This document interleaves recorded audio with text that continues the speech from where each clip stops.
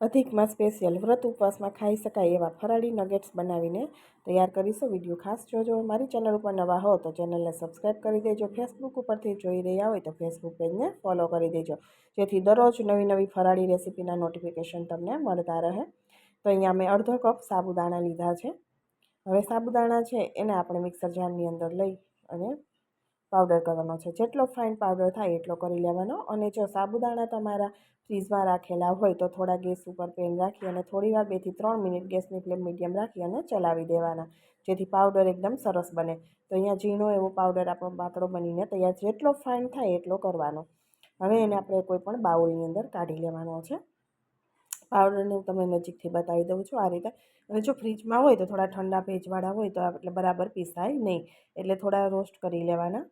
હવે અહીંયા બાફેલા 3 બટેટા લીધા છે, એની પણ આપણે છાલ કાઢી લઈશું. તો ફરાળી પુરુષોત્તમ મહિનો હોય, જેને આપણે અધિક માસ કહીએ છીએ, તો ફરાળી રેસીપી રોજ બનાવવાની થતી હોય છે. તો મારી ચેનલ ઉપર રોજ નવી નવી રેસીપીઓ શેર કરું છું અને ત્યાંથી પણ તમે જોઈ શકો છો ફરાળી લોટની ને બધી રેસીપીઓ.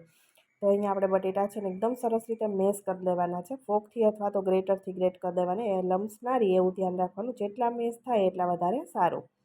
હવે બટેટાને આપણે મેશ કરી દીધા છે. એની અંદર આપણે જે સાબુદાણા પીસીને રાખ્યા છે એ નાખી દઈશું. અને સાથે આપણે શેકેલી સિંગનો અડધો કપ પાવડર લીધો છે ભૂકો કરીને, એ નાખી દઈશું.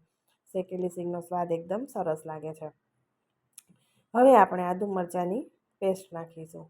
તો થોડું આદુ મરચું છે એ ચડિયાતું રાખવાનું. મરચું તીખું હોય તો તમને ટેસ્ટ વધારે સારો લાગે. અને 10 થી 12 મરી છે એ મેં ટીચી લીધા છે ખાણીમાં અને એ નાખી દીધા છે. સાથે આપણે લીલા ધાણા નાખી દઈશું. હવે આપણે એની અંદર સ્વાદ પ્રમાણે મીઠું નાખી દઈશું. આખું જીરું નાખીશું અને 1 ચમચી ભરીને આપણે ખાંડ નાખી છે. ખાંડ છે એ રેસ્ટ થશે એટલે મેલ્ટ થઈ જશે. અને ખાટો મીઠો એકદમ મસ્ત સ્વાદ આવે એટલે આપણે અડધો લીંબુનો રસ નાખી દઈશું, જેથી આપણા ફરાળી નગેટ્સ બનશે ને એ ટેસ્ટમાં એકદમ સરસ બનશે. એમ જ તમે ખાઈ શકો એવા સરસ બનીને તૈયાર થશે. હવે બધી વસ્તુને એકદમ સરસ રીતે મિક્સ કરી દેવાની છે. તો આ રીતે સાબુદાણાના નગેટ્સ આપણે બનાવીએ તો ફરાળમાં એકદમ ટેસ્ટી પણ લાગે છે અને બધાને ભાવે એવા બનીને તૈયાર થાય છે. અને બનાવવામાં બહુ લાંબી ઝંઝટ પણ નથી. હવે સાબુદાણા અને બટેટાને સરસ રીતે મિક્સ કરી દઈશું. અને જેમ સાબુદાણા થોડા પલળશે એને થોડીવાર રેસ્ટ ઉપર રાખશું એટલે એકદમ કઠણ થઈ જશે. અને જ્યારે આપણે નગેટ્સ બનાવીશું તો નગેટ્સ એકદમ ઇઝીલી બની જશે. તો અહીંયા આપણે મિક્સ કરી દીધા છે બટેટા, સાબુદાણા અને સિંગનો પાવડર. તો આ રીતે સરસ રીતે મેશ થઈ ગયા પછી આપણે એની અંદર ચમચી જેટલું તેલ નાખી અને ફરી આપણે રાખી દઈશું, જેથી આપણા હાથમાં પણ ચોટે નહીં. અને રેસ્ટ ઉપર રાખી દઈશું. આપણા સાબુદાણા છે એકદમ સરસ રીતે પલળી જાય અંદર અને આપણે ખાવામાં છે એ કાચા લાગે નહીં. એકદમ સરસ એવો ટેસ્ટ આવે. એટલે 10 મિનિટ જેવા આપણે રેસ્ટ ઉપર રાખી દઈએ અને ત્યાં સુધીમાં આપણે ફરાળી ચટણી બનાવી લઈશું, જે આપણે આખો મહિનો દરેક વસ્તુમાં ખાવામાં કામ લાગે એવી ચટણી છે. તો એની માટે આપણે મિક્સર જાર લઈશું. એની અંદર લીલા મરચાં, આદુના ટુકડા, ફુદીનાની ફ્લેવર આપણને વધારે સરસ લાગે અને સાથે લીલા ધાણા. તો અહીંયા થોડા લીલા ધાણા મેં લીધા છે, રફલી આપણે ચોપ કરી લઈશું મોટા મોટા ટુકડામાં. તો આ રીતે ધાણા, ફુદીનો બધું નાખવાથી ચટણીનો ટેસ્ટ એકદમ સરસ આવે છે અને ફરાળી રેસીપી આપણને ખાવામાં પણ ભાવે. હવે સાથે આપણે અહીંયા મેં સિંગનો પાવડર લીધો છે, શેકેલી સિંગનો. તમારી પાસે શેકેલી સિંગ પાવડર ના હોય તો એની જગ્યાએ આપણે સોલ્ટેડ સિંગ, ખારી સિંગ હોય તો એ 2 ચમચી નાની વાટકી ભરીને નાખી દેવાની, એટલે ચટણી આપણી એકદમ ક્રીમી બનશે. સાથે 1 ચમચી જીરું અને સ્વાદ પ્રમાણે મીઠું અને લીંબુનો રસ નીચોવી દઈશું, જેથી આપણી ચટણી છે એકદમ ચટપટી બનશે. તીખી ચટપટી એકદમ સરસ એવી બનીને તૈયાર થશે. હવે આપણી ચટણીનો કલર એકદમ સરસ ગ્રીનિશ જળવાઈ રહે એટલે આપણે આઈસ ક્યુબ નાખી દઈશું 4 થી 5 અને આપણે એની એકદમ ફાઇન પેસ્ટ બનાવીને તૈયાર કરવાની છે. જેટલી સરસ બને એટલી તૈયાર કરી દઈશું પાતળી બનાવવાની. તો આ રીતે મસ્ત એવી આપણી ફરાળી ચટણી અત્યારે બનીને તૈયાર થઈ ગઈ છે. તો તમે કોઈ પણ ફરાળી વસ્તુ બનાવો તેમાં આ ચટણીનો ટેસ્ટ એકદમ સરસ લાગશે.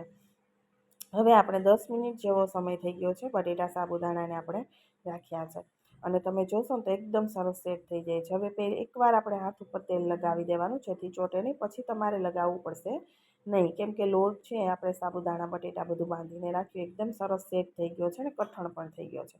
એટલે જે રીતે આપણે નગેટ્સ તમારે જે શેપ આપવો હોય આમાં આપી શકાય. હું નગેટ્સનો શેપ આપી દઉં છું ઓવેલ શેપમાં.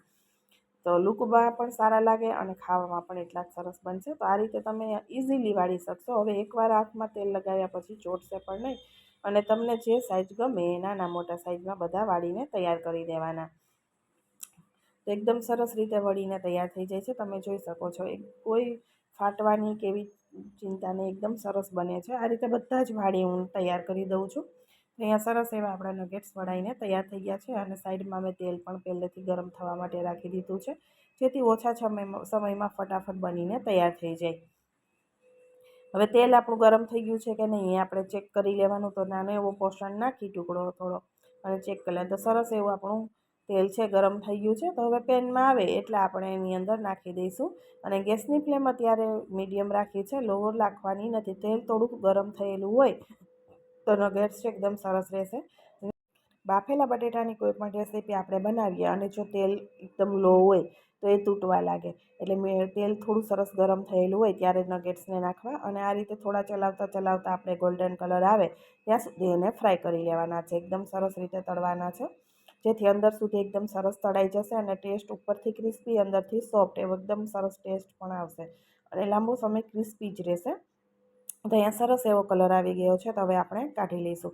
તો તમને મારા નગેટ્સની રેસીપી અને સાથે ફરાળી ચટણીની રેસીપી કેવી લાગી છે એ કોમેન્ટ બોક્સમાં જરૂરથી જણાવજો. વિડીયો પસંદ આવ્યો હોય તો વિડીયોને લાઇક અને શેર કરવાનું બિલકુલ ભૂલતા નહીં.